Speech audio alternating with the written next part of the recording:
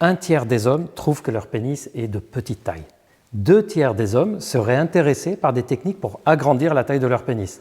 30% seraient même prêts à passer au bloc opératoire pour se faire opérer pour augmenter la taille de leur pénis. Si vous tapez « agrandir le pénis » dans un moteur de recherche comme Google, vous aurez plus de 200 000 réponses. C'est une évidence, s'il y a bien un sujet qui préoccupe une grande partie des hommes, c'est bien la taille de leur pénis. Au cours des 50 dernières années, plusieurs techniques ont été développées pour améliorer soit la taille du pénis, soit la circonférence du pénis. On trouve aussi plein de produits, des centaines et des centaines de produits vendus sur Internet censés augmenter le volume ou la taille du pénis. Quelles sont les vraies techniques fiables? Qu'est-ce qui marche? Qu'est-ce qui ne marche pas? Toutes les réponses dans cette vidéo.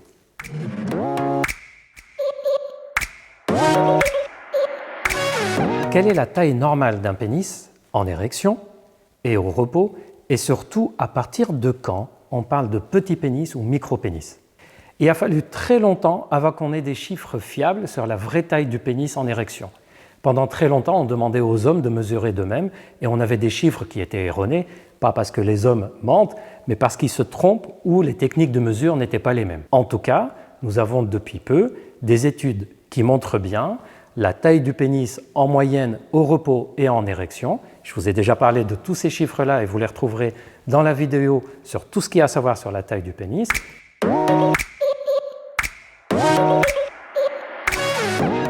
Je vous rappelle simplement que la taille moyenne du pénis en érection est aux alentours de 13 cm. C'est une taille moyenne, mais c'est cette moyenne-là qu'il faut retenir.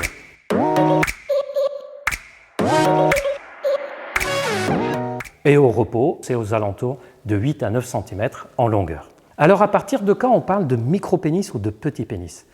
Jusqu'à aujourd'hui, les experts ont du mal à se mettre d'accord sur la taille minimale qui est considérée comme anormale. Globalement, en Europe, on considère qu'un pénis qui est en dessous de 7 cm au repos et en dessous de 9 ou 10 cm en érection doit être considéré comme un petit pénis ou un micro-pénis.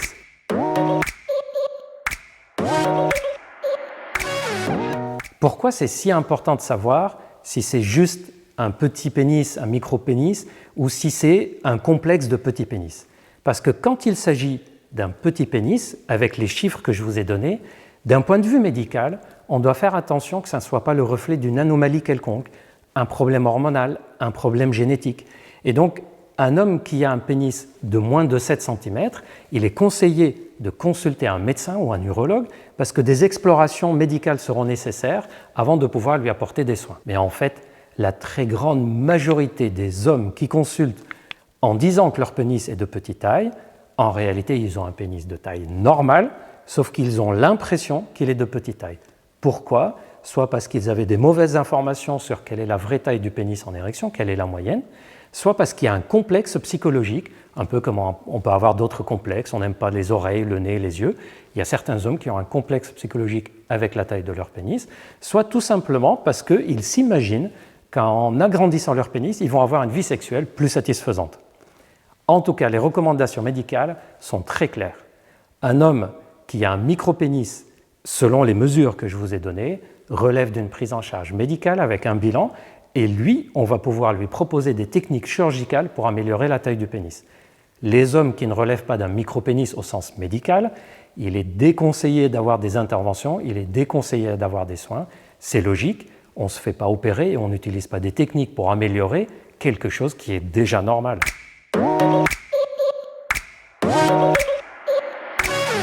Il y a plusieurs techniques chirurgicales qui ont été développées, mais seulement 3 ont été un peu évaluées. Sans rentrer dans les techniques chirurgicales médicales, il faut retenir que malheureusement, toutes ces techniques ont 3 inconvénients. Premièrement, le résultat n'est pas fiable à 100% et on peut donc avoir une opération sans réellement agrandir la taille du pénis. Deuxièmement, même quand l'opération est réussie, l'agrandissement du pénis est de 1 ou 1,5 cm en moyenne, ce qui peut être décevant pour les hommes qui se font opérer. Et troisièmement, c'est quand même une intervention chirurgicale avec toujours les mêmes risques, c'est-à-dire d'avoir une infection. Et au niveau du pénis, on a toujours peur que cette intervention provoque un risque d'impuissance définitive. C'est pour toutes ces raisons que les interventions chirurgicales ne peuvent pas être proposées à des hommes, sauf quand il y a un réel problème et pour qui les risques valent vraiment le coup d'être pris, comme dans le micro-pénis. Et vous comprenez pourquoi on déconseille de faire ce type d'intervention pour des hommes qui ont une taille de pénis normale et qui souhaitent juste l'augmenter pour des raisons personnelles.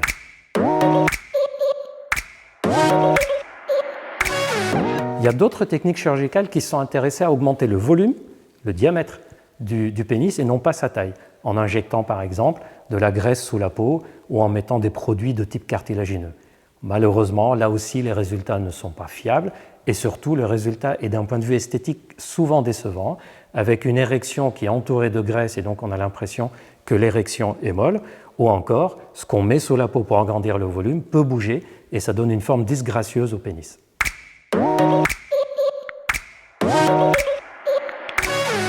Il y en a quelques-unes quand même, vous allez voir. Premièrement, le traitement par testostérone.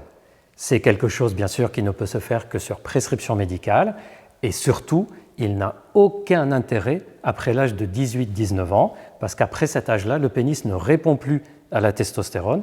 Donc, c'est uniquement pendant la phase de croissance, pendant la puberté, d'où l'intérêt d'examiner les adolescents et les jeunes enfants pour voir s'il y a un micropénis, puisqu'on peut le corriger au moment de l'adolescence et de la puberté avec un traitement hormonal.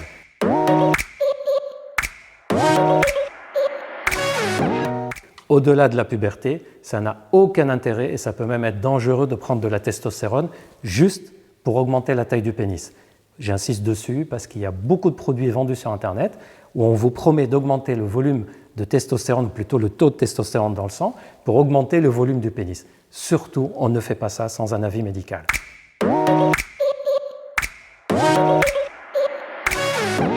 Deuxième technique sans se faire opérer, c'est le fait de perdre du poids.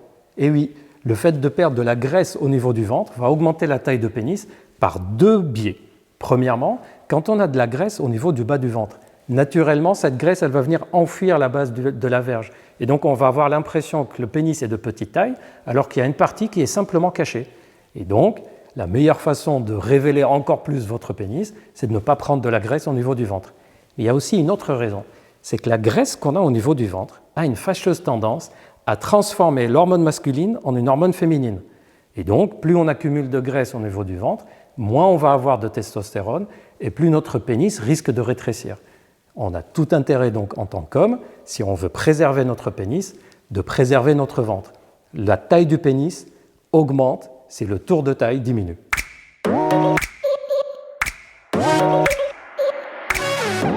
Les techniques maintenant, sans perdre de poids et sans prendre des hormones. Ces techniques-là sont très vendues et même parfois conseillées par les médecins. Je parle bien sûr des extenseurs, du vacuum, d'accrocher des poids ou de fait de tirer manuellement sur le pénis. C'est vrai que quelquefois, ces techniques peuvent donner des résultats un peu intéressants. C'est léger, mais ça peut être intéressant chez certains hommes. Il faut savoir que ça allonge la taille du pénis, surtout au repos. Ça va donner une impression de pénis plus détendue au repos, mais psychologiquement, ça peut déjà être important pour certains hommes. Attention, si on utilise ces techniques-là, il faut être hyper doux avec le pénis. On ne tire jamais brutalement dessus. Il ne faut jamais tirer au point d'avoir mal. Parce que si on fait des mouvements brusques ou si on tire jusqu'au point d'avoir mal, ça veut dire qu'on est en train de provoquer des petites lésions sur les corps caverneux, c'est-à-dire les tuyaux qui provoquent l'érection. Et à force de faire des tractions fortes ou douloureuses, on risque même d'avoir des problèmes d'érection à la longue. Donc si on utilise ces techniques, là aussi on demande un avis médical et on le fait de façon très douce, sans brusquer et sans douleur.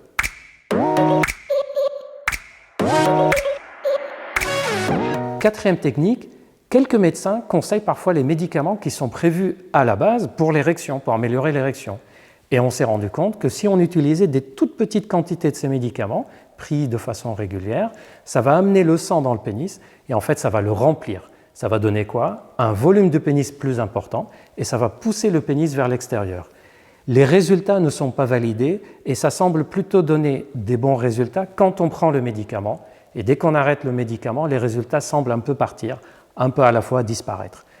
Là aussi, c'est une astuce qui peut être utilisée uniquement sur avis médical. Et si vous avez le moindre doute, vous n'achetez pas des produits pour l'érection sur Internet, vous demandez d'abord l'avis d'un médecin spécialiste.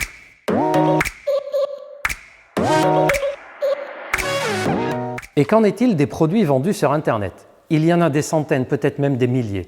Je pense que c'est l'un des produits les plus vendus sur Internet. Il faut faire très attention avec ça. Premièrement, il n'y en a aucun d'efficace. Oui, je le dis, il n'y en a aucun d'efficace. S'il y en avait un vraiment efficace, je vous garantis que tous les hommes seraient au courant. Deuxièmement, ça peut contenir des produits dangereux. Par exemple, ça peut contenir des produits qui sont des stéroïdes anabolisants pour que vous vous sentez en forme, ou des produits pour les traitements de l'érection pour que ça pousse votre pénis vers l'extérieur et vous allez avoir l'impression que le pénis est en train de grandir. Et dans la grande majorité des cas, ça contient des produits qui n'ont aucun intérêt et vous allez, dans l'espoir de gagner quelques centimètres, vous allez surtout perdre votre argent sur Internet. Je vous déconseille fortement d'acheter ce type de produit.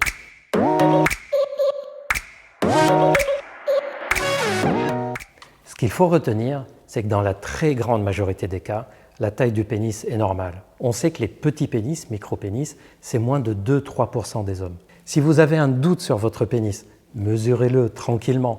Et vous savez maintenant, avec toutes les vidéos que j'ai faites pour vous sur ce sujet, vous savez comment on mesure et quelle est la taille moyenne. Et si vous avez l'impression que votre pénis est de petite taille, alors que vous mesurez et que vous voyez qu'il est de taille normale, mais quelque chose bloque dans votre esprit, n'hésitez pas à demander de l'aide. Vous pouvez consulter un médecin spécialiste pour vous aider à ne plus être complexé avec ce pénis. Et si vous pensez avoir un vrai micro-pénis, vous aussi, vous pouvez consulter, vous serez aidé, vous aurez des solutions. Et retenez une chose, la taille idéale du pénis, c'est un pénis qui fonctionne correctement, c'est-à-dire qui a des érections quand vous en avez envie et qui vous donne du plaisir. Ne vous précipitez pas à regarder la taille, regardez ce que vous avez comme sensation. Et vos sensations comptent bien plus que les quelques centimètres. Voilà, c'est tout pour cette vidéo. Merci de m'avoir écouté. N'hésitez pas à laisser des commentaires et surtout, n'oubliez pas de vous abonner, de déclencher la cloche des notifications pour pouvoir recevoir mes prochaines vidéos puisqu'il y en a encore plein pour vous.